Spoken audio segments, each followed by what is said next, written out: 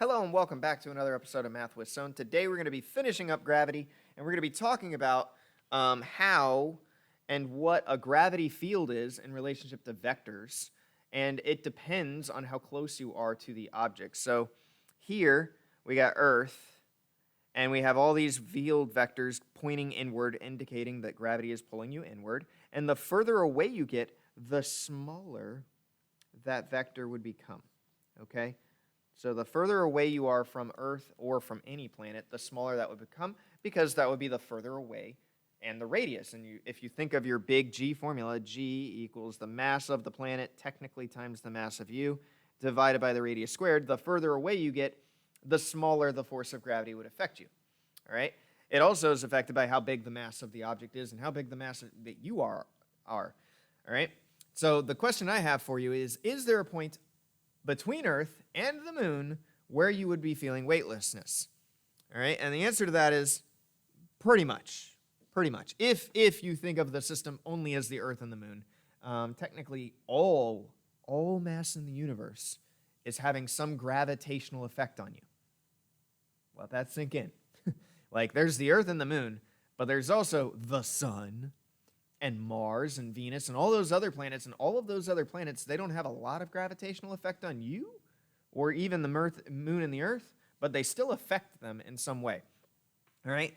But you can think of it in simpler terms as there is a spot between the Earth and the moon because the Earth is pulling you this way. It would have a bigger vector. It's probably not going to be that big. And the moon is pulling you this way. It would have a smaller vector. At some point, you're going to balance those two out. And the moon will be pulling you in one direction at a smaller amount of force, and then the Earth would be pulling you in a different direction towards Earth with a bigger amount of force, but there would be a balancing act. And the closer you get to the moon, the bigger and bigger this vector would become. And at some point, that vector for the moon would be equal to the vector of Earth in terms of how much magnitude of force it would have. All right? Now, it would be much closer to the moon because the moon has less gravity. So you would have to be much closer to the moon for this to happen. It would not be at the halfway point, but that would be about when the gravitational forces would be equal, okay? Where you could draw the vector in the same magnitude or the same size, but it would not be the same length in terms of halfway pointy stuff. All right? So, next question we have, and this is a big one, is artificial gravity. All right, artificial gravity is a thing. I imagine you would be sick, and you're going to find out why in a moment. But you can create artificial gravity in a way, and you would create it with centripetal forces, okay? So centripetal forces we learned in the past, and we learned that centripetal forces are when you have an acceleration, and it would equal v squared divided by r. Okay, so the centripetal acceleration is AC is equal to v squared divided by r. And when you're spinning around, you're creating an inward pull, which has a normal force of you being able to stand here like this. So yes, centripetal acceleration is pulling you this way, inward. That's the force of tension, so to speak. And that force of tension is allowing you to stand on this surface right here naturally. With force natural. Excuse me. Not to cough. So essentially, we want to match Earth's gravity, which Earth has a pretty decent amount of gravity. If we wanted to mimic it, we would need this centripetal acceleration to match the force of gravity. So we know that AC is equal to v squared divided by r using stuff we've learned in the past.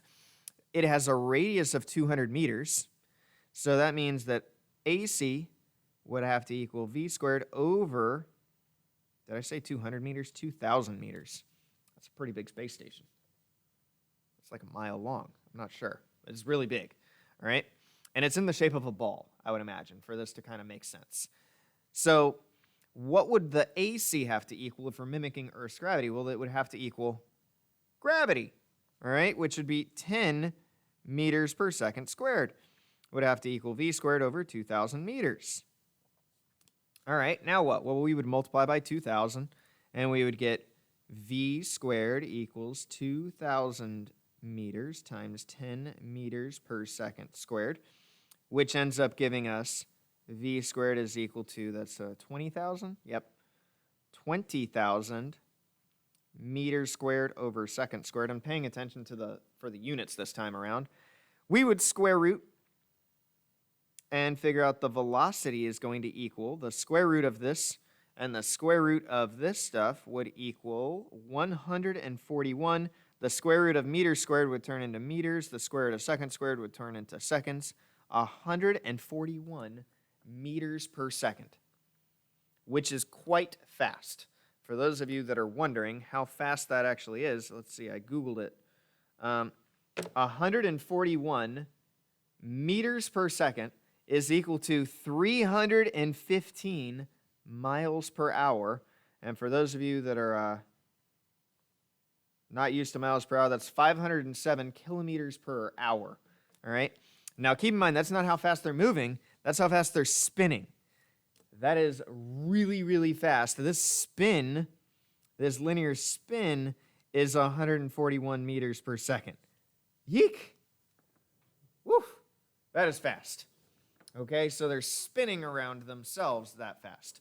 All right, that's going to do it for this one. Until next time, everybody, stay positive. We get to talk about orbits next time, which would talk about how quickly something would have to be in orbit for it to not, like, fall and crash into the planet.